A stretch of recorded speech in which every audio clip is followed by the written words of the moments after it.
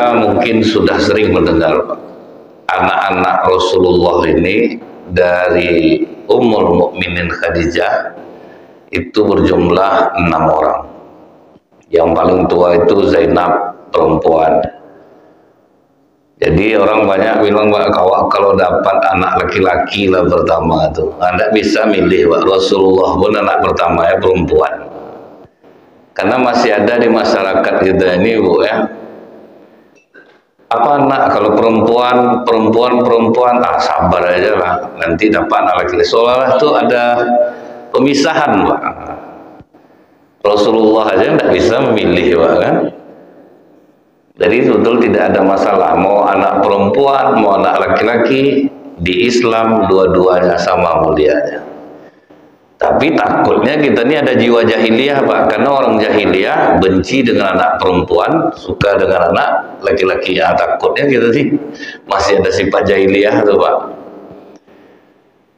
Kemudian setelah Zainab, Ruqayyah. Setelah Ruqayyah, Ummu Kulsum. Setelah Ummu Kulsum, Qasim. Setelah Qasim, Abdullah. Setelah Abdullah, Fatimah.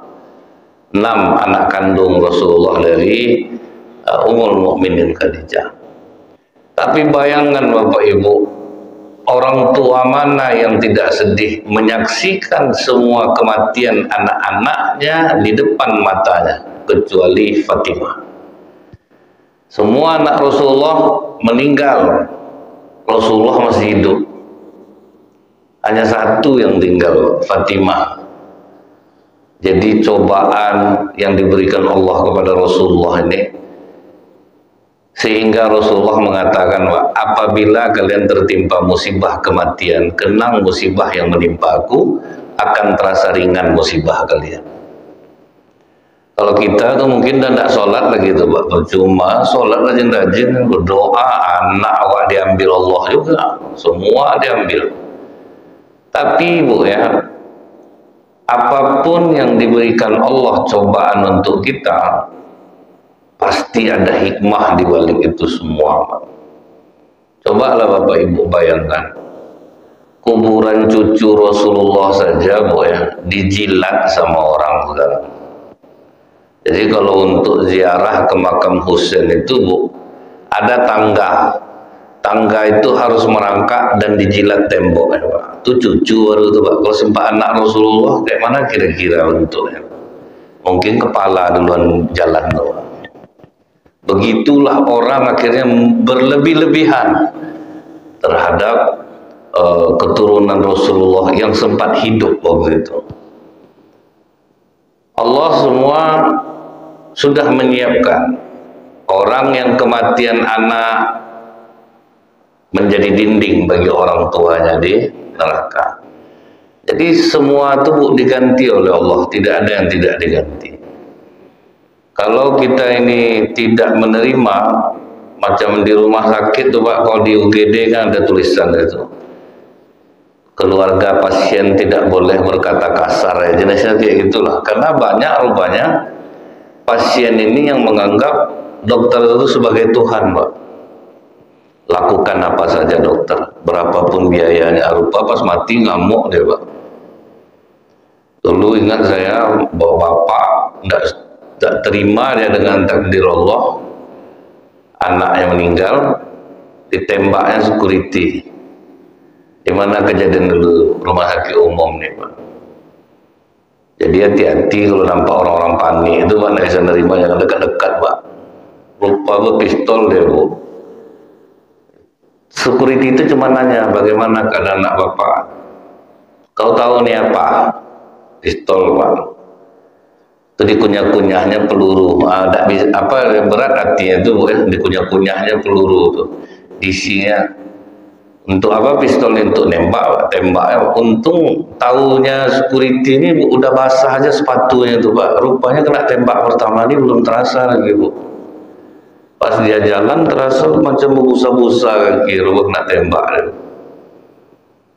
Ada yang dikejarnya dokter, ada yang dikejarnya apa, pokoknya panik lah orang kalau udah di rumah sakit tuh, takut nggak ada yang bisa nerima gitu, keadaan itu. Nah, Rasulullah mengajarkan kepada kita, Pak, seberat apapun musibah, jangan buruk sangka sama Allah. Seberat apapun beban kita, jangan tinggalkan ibadah. Kita mulai anak laki-laki Rasulullah, Bu. Qasim itu, betapa bahagianya hati Rasulullah mendapatkan anak laki-laki, dibawa main, dibawa jalan. Baru 1 tahun umurnya meninggal dunia. Sedang lucu-lucunya anak, tidak ada sakit. Kalau jelas pula, Bu, kalau orang kan udah sakit sekian lama, udahlah nak, mama ikhlas. Nah, itu kalau udah sekian lama, Pak. Ini tidak ada berita sakit, ada kelainan apa, tidak ada. Tahu-tahu meninggal dunia. Itu yang ditanggung Rasulullah, Bu, tanpa sebab. Misalnya ada istri, Pak, takut kehilangan suaminya. Udah 3 tahun suaminya stroke, malah dia mati lah, bang, lagi bang. Aku udah ikhlas, udah capek lah ngurusnya, Pak, kan. Pertama sayang, Bu, suami kena stroke nangis. Udah capek lah dia, Pak, memandikan, buang air besar dibersihkan, mati aja lah bang, lagi bang, udah ikhlas aku, mati lah ya, nanti dia lah nyuruh mati. Ibu kira ini tidak terjadi, terjadi. Lah payahlah ibu ini bagi jalan nih buat suaminya, Bu, dia harus nunggu, Pak. Awak mau jalan juga lebaran tuh, itu tersebut lagi, Bu, suruh suaminya mati coba. Ada proses, nah, kan ada proses tuh, Pak, udah lama baru bisa ikhlas. Rasulullah, Bu, meninggal anaknya Qasim. Belum habis kehabisan Qasim sedihnya, Pak, belum habis lagi kesedihannya. Menyusul pula adiknya Abdullah, umur 1,5 tahun. Berapa sedih itu, Bu, ya. Bayangkan, Pak, anak-anak kita nih ya, cucu Bapak. Cuman itulah, Bu, ya, Rasulullah itu mengajarkan kita jangan buruk sangka kepada Allah. Tapi apakah ada terkecil hati Rasulullah? Ada, Pak. Waktu diejek orang. Jadi kita kadang-kadang, Pak, ya, bisa menerima keadaan kita. Cuman gara mulut orang, Pak, hancur hati aja. Contohnya nih, Bu, orang karena kerja keras dapatlah dia ngambil Promnas, Pak, tipe 36. Bahagia betul deh, alhamdulillah, berkat kerja dapatlah beli rumah tipe 36 walaupun BTN kredit. Udah bahagia deh, Bu, udah tenang jiwanya, datang kawannya ke rumah. Parah kecil rumah kau ini, betah kau tinggal di sini. Menung dia sudah tuh, Pak. Yang bahagia tadi sirna seketika, Pak. Terpikirlah balik mau merehab rumah itu jadinya, Bu. Kita tambah dapur, akhirnya tambah payah hidup ini, Pak. Jadi hati-hati dengan mulut orang, Bu. Percaya kita bahwa kita bahagia dengan apa yang kita punya. Jangan dengarkan mulut orang. Kadang-kadang, Pak, ya, itulah hikmah bagi orang peka. Tidak peduli dia, itu enak buat jadi orang peka. Dia jatuh ke dalam sumur, Pak. Datang orang bersorak-sorak dari atas. Tak usah kau paksakan naik, tak akan bisa kau dong, tak akan bisa kau dong. Disangkanya, Pak, orang ngasih dia semangat, Pak, di bawah, Pak. Ayo kau bisa, jadi tidak dengar, Pak, kan? Tambah semangat dia naik, Pak, bisa jadinya, Bu. Itu enak jadi orang peka tuh, Pak. Jadi bukan kita menyepelekan, Allah itu semua dijadikannya untuk kita tuh contoh, Pak. Sangkanya orang sorak-sorak itu tuh menyemangati dia, Pak, terus. Padahal orang menubuh-nubuh dia dari atas, nggak usah kau paksakan, tak akan bisa kau, tak akan bisa. Karena dia tidak dengar, itu tambah semangat dia. Oh, disemangati orang, aku mah bisa aku ke atas nih. Tapi kalau kita dengar mulut orang nih, Pak, aduh, sedih dalam orang, sedih. Diejek sama orang Quraisy, Pak, dikasihnya lah gelar Rasulullah itu Abtar, binasa. Bagi orang Arab, anak laki-laki segala-galanya. Dia Nabi katanya, kekasih Allah. Anak mati, berarti tidak sayang Tuhan sama dia. Itu tuh kena. Makanya diturunkan Allah lah surat Al-Kautsar itu. Inna a'tainakal kautsar. Sesungguhnya Allah telah memberikan kebaikan yang banyak kepadamu Muhammad. Itu yang harus diingat. Banyak kebaikan yang dikasih Allah. Kematian itu pun sesuatu hal yang baik bagi. Kadang Bu, setelah berbulan-bulan baru kita dapat hikmah dari sebuah peristiwa yang kita alami, Pak. Waktu kena itu kita panik, Bu. Setelah berbulan-bulan baru terasa kita, oh ini hikmahnya rupanya. Untung itu terjadi. Baru kita sadar. Nah, kemudian kata Allah, fasolli li rabbika wanhar, dirikan sholat dan berkorbanlah. Jadi kalau kita sedih, banyak mulut miring ke kita, kuatkan ibadah. Nah, itu maksudnya itu, Pak. Bawa sholat. Sehingga Rasulullah itu mengajarkan, Bu, ketika bermasalah, bawa sholat. Tidak ada nama sholat sunatnya, sholat sunat mutlak. Pokoknya sholat sunat aja. Karena sholat fardu gunanya untuk dapat petunjuk, sholat sunat gunanya untuk dapat pertolongan. Jadi kalau ingin dapat pertolongan Allah, ketabahan jiwa, bawa sholat. Barulah di ujung dikatakan Allah, inna syani'aka huwal abtar. Sesungguhnya orang yang membencimu, mereka yang akan binasa. Dibalikkan abtar itu untuk orang-orang kafir. Jadi sedih juga Rasulullah, Qasim Abdullah. Makanya kita harus siap juga, walaupun kita rajin sholat, kita akan mendapatkan musibah. Macam musibah di Cianjur sekarang nih, Pak. Orang taat ibadah, tapi itulah, Bu, Allah mau memberikan musibah.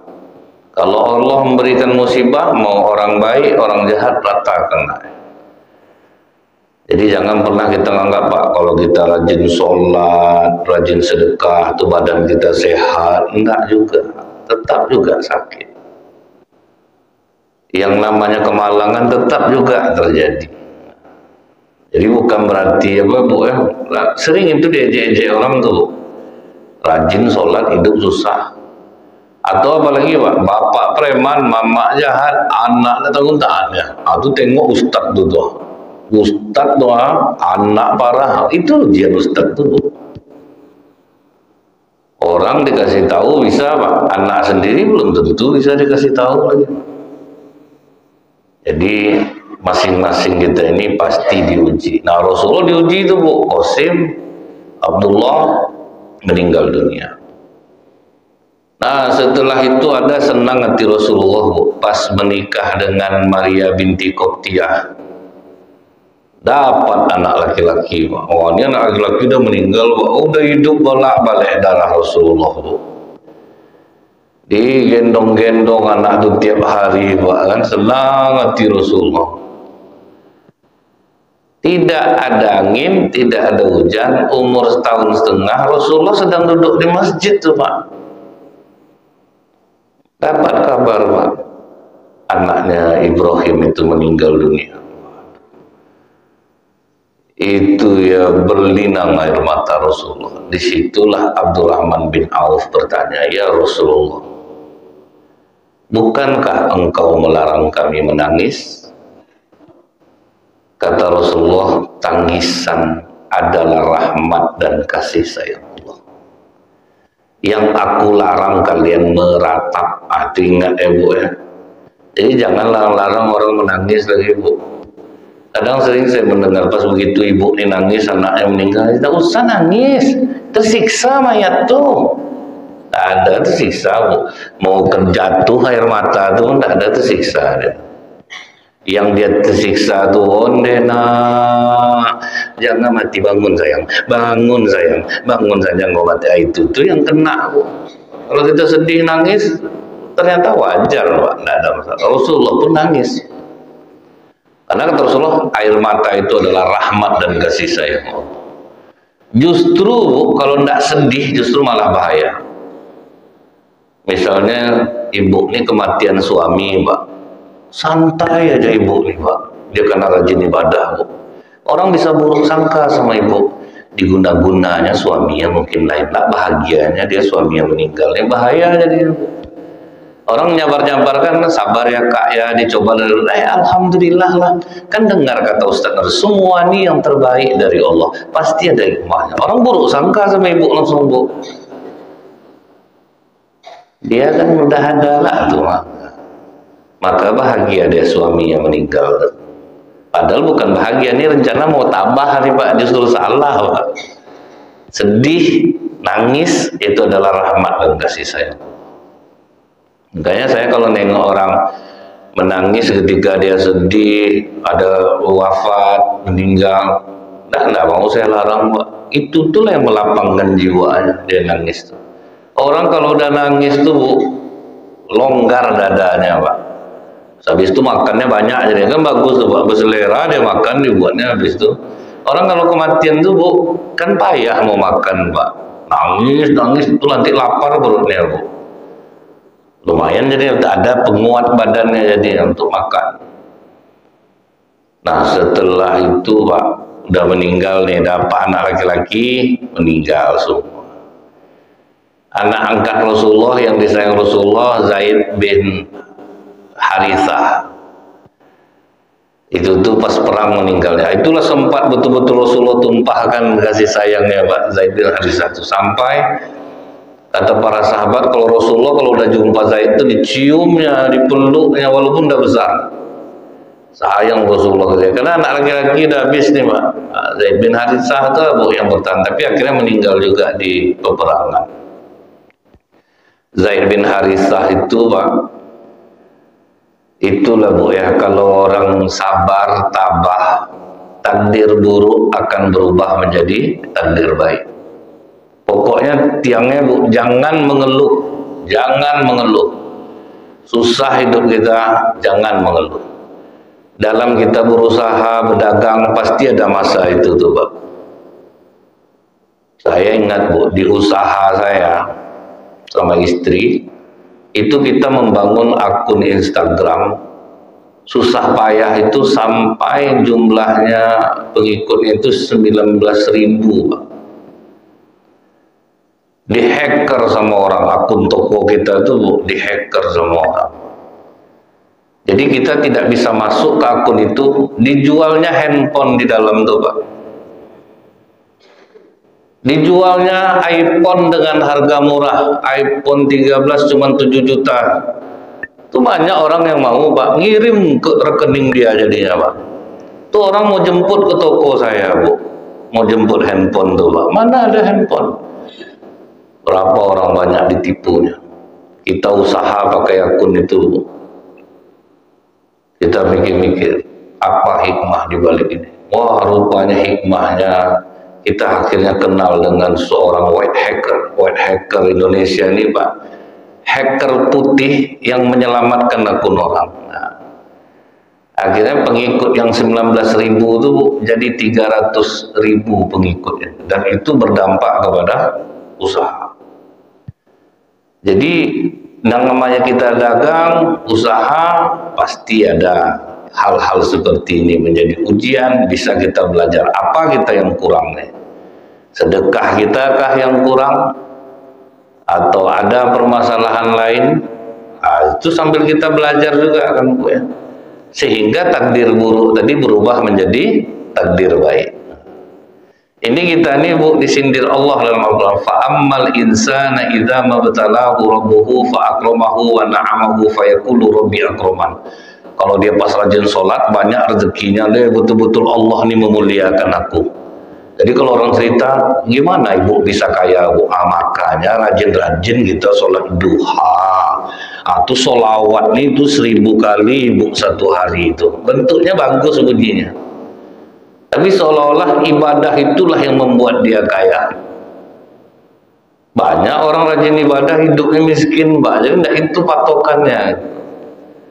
Tapi coba Bu, berkurang jual belinya, bagaimana jual beli Bu? Alhamdulillah lah, tak kemana bagi pembeli, tak apa sakit hati Allah sama saya. Ada itu ulama. Itu disindir Allah Bu ya. Wa ammal insana idza mabtalahu faqadara alaihi rizquhu fayaqulu rabbi ahanan. Kalau sempit rezekinya, Allah menghinakan aku. Kalau murah rezekinya, Allah memuliakan aku. Diajar-ajarnya orang caranya bukan, ini solawat ini jangan ditinggalkan, itu zikir al-ghaniyu al-ghaniyu al-ghaniyu itu 1000 kali malah supaya kaya macam kan ya pula. Jadi kadang itulah kita manusia ini disilih gantikan Allah supaya kita ketika susah mendekat kepada Allah, ketika kita senang kita bersyukur kepada Allah. Zaid bin Harisah itu kan dirampok obat mama ya. Dia dari Ethiopia Bu, dirampok di jalan, dipisahkanlah mamanya, dipisahkan. Yang Zaid ini dijual jadi budak Pak.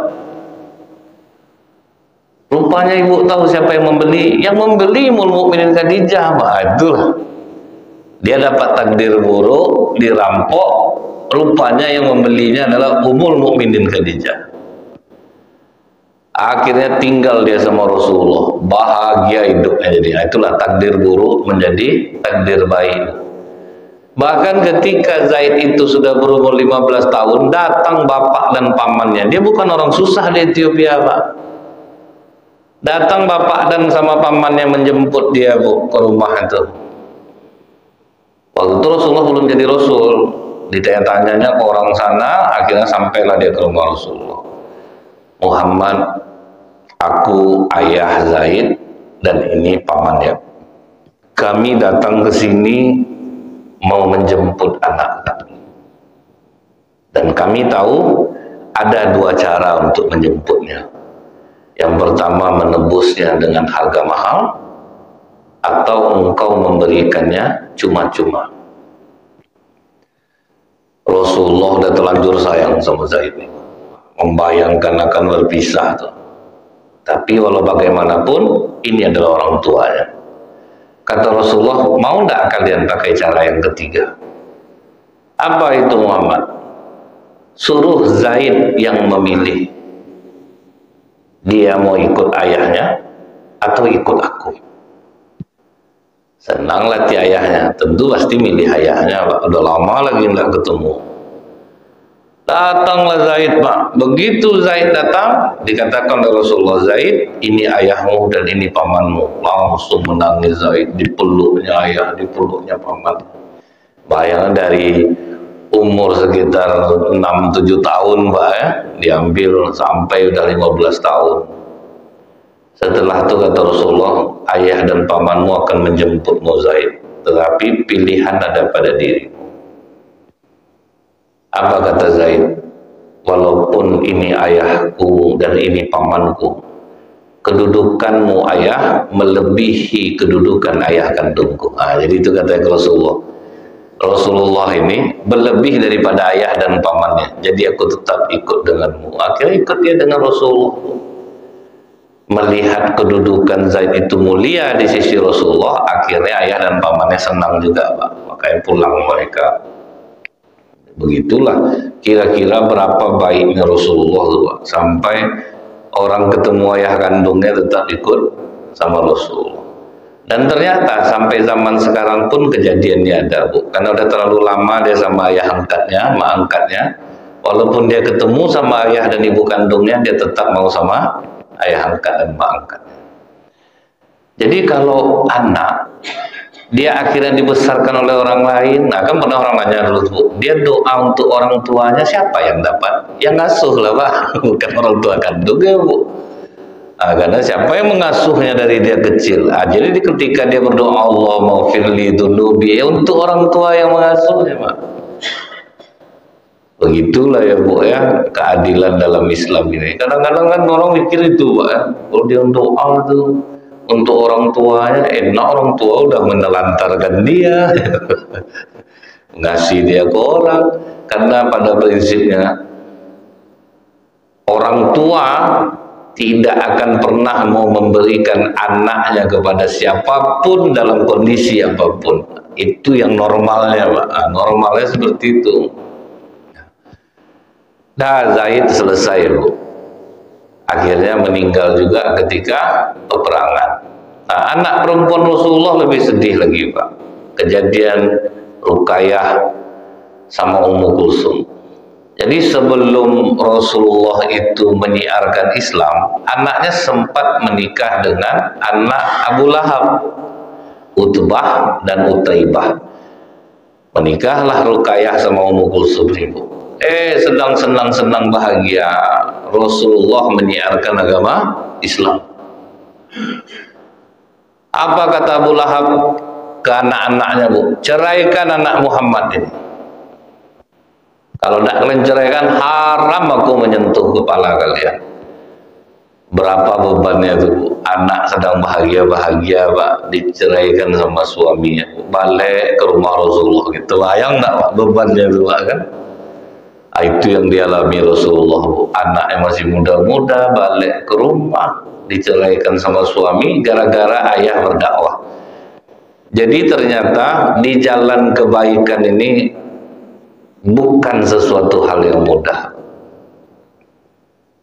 Contohnya ya, Bu, ya, ada misalnya kita lihat ustadz-ustadz yang menyampaikan kajian kemudian tersinggung orang, itu hidup ustadz itu payah jadinya tuh, Pak. Susah dia, Bu.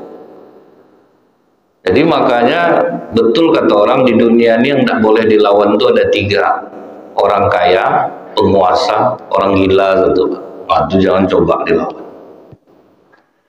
Kita lawan orang kaya, Pak. Dia berduit. Makanya kalau masjid ada orang kaya rajin nyumbang, pandai-pandai lah jaga hatinya. Itu memang seperti itu, Pak, jaga hatinya.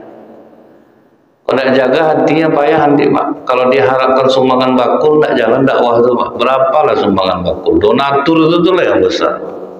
Pandai-pandai jaga hatinya. Memang seperti itu, Bu. Orang dermawan itu memang kedudukannya beda dalam Islam. Jadi janganlah kita terkecil hati, nampak ini beda-beda. Kan ini nampaknya nih, kalau orang kaya, memang seperti itu. Orang dermawan itu memang berbeda kedudukannya. Kemudian, Bu, ya, dilawan penguasa, dia udah jelas berkuasa, Pak. Azab lah kita jadi kalau dilawan. Cuman didoakan itu lebih bagus. Nah makanya, Bu, berentet jadinya, Bu. Setiap kebaikan yang kita buat akhirnya berentet ke yang lain. Rasulullah menyiarkan Islam, anaknya jadi kena, rumah tangga anaknya jadi kena. Dan itu memang berefek, Bu. Misal kita nonton TV, Bu, ada bakso babi di Jakarta. Itu sama tukang-tukang bakso di Pekanbaru tidak jual beli itu, Pak. Nah, itulah efeknya, Pak. Sebuah berita mengena semua, kena efeknya semuanya. Berkelahi kita sama tetangga, Bu. Anaknya kecil main ke rumah kena usir tuh, Pak. Padahal anak itu tidak ada salah. Pulang. Oh, menangis lah anak itu pulang. Padahal mamanya yang salah, anak yang kena. Kembali ke rumah Rasulullah, Bu, diajarkan Rasulullah anaknya sabar, tabah.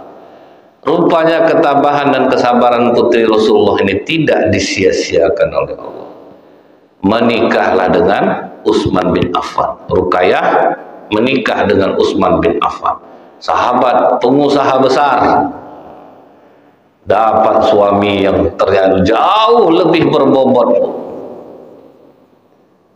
Itu sampai Abu Lahab itu, Bu, ya, sama istrinya Ummu Jamil itu betul-betul kurang ajar, Pak. Makin sabar Rasulullah, makin dihajarnya.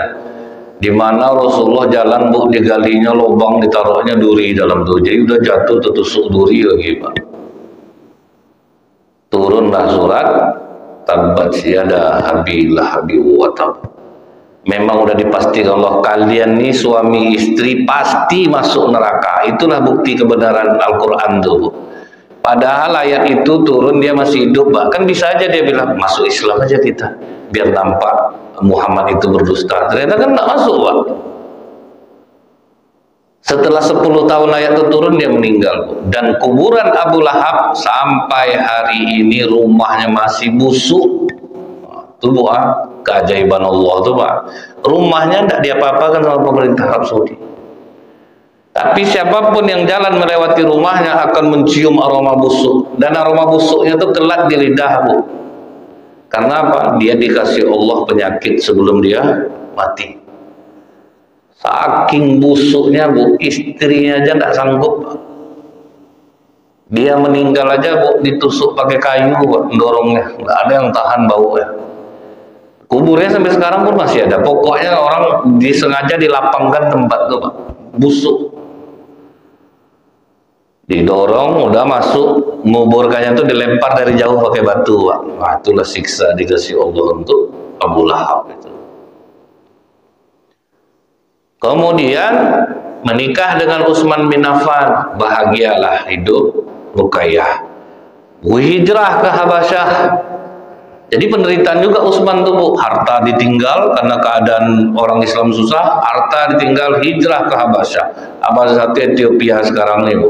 Jaraknya dari Mekah 4000 km Bu.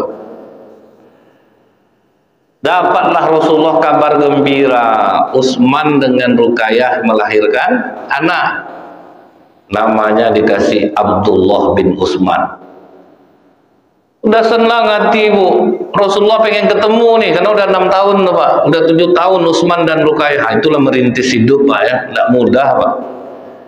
Tidak ada orang yang berhasil nih instan Bu. Utsman bin Affan kaya, hijrah miskin, 7 tahun di tempat pengungsian itu Bu. Lahir anak, tapi apa Bu? Belum bertemu dengan Rasulullah, anak Utsman bin Affan umur 6 tahun. Sebab sepele Pak, dicakar ayam mukanya, luka dalam, cuman gara-gara dicakar ayam aja Pak. Meninggal jadinya Pak, umur 6 tahun. Rasulullah belum pernah ketemu cucunya gitu. Setelah itu berangkat pula lah balik Utsman bin Affan ke Mekah sama Ruqayyah istrinya. Nyambung hijrah ke Madinah.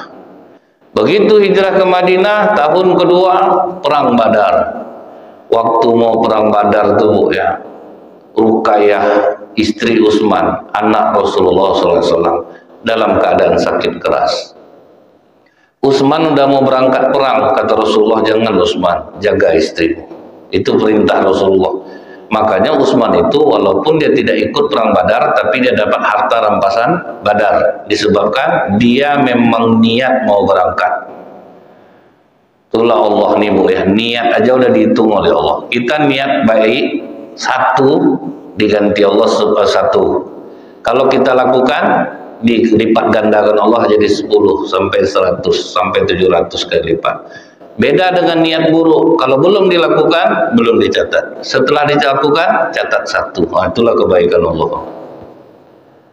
Bapak Ibu sudah terbiasa puasa sunat Senin Kamis. Rupanya jatuh sakit, Bapak tetap terhitung puasa setiap Senin Kamis. Udah biasa tahajud malam, rupanya sakit, tidak ada Ibu tahajud Bu, tetap dihitung Allah tahajud malam. Bapak Ibu sering ke masjid, sholat berjamaah tiap waktu, rupanya lumpuh kaki Pak, tidak bisa ke masjid, tetap dihitung sholat berjamaah. Itulah kebaikan Allah. Akhirnya begitu orang menang di perang Badar, orang bersorak-sorai berperang Badar, di saat itu pula lah Ruqayyah meninggal dunia. Meninggal dunia lah Ruqayyah ini. Jadi dalam berita gembira langsung ada berita sedih. Itu tuh betul-betul menangis Utsman. Menangis Utsman karena dia tidak punya keturunan. Tidak ada lagi aku bersambung dengan kau ya Rasulullah, karena aku tidak punya anak. Maka kata Rasulullah, aku nikahkan kau dengan Ummu Kulsum. Telah menikah lagi Bu. Udah meninggal Ruqayyah, tidak lama sudah tuh menikah ulalah Utsman dengan Ummu Kulsum. Itulah digelari oleh para sahabat Zunnurain, yang memiliki 2 cahaya. Maksudnya itu 2 anak Rasulullah menjadi istri Utsman bin Affan. Nah begitu di Madinah itu Bu, baru Utsman merintis usaha lagi. Wah, baru naik Pak, baru jadi miliarder ya Bu. 5 tahun sama istri, akhirnya Ummu Kulsum pun meninggal dunia.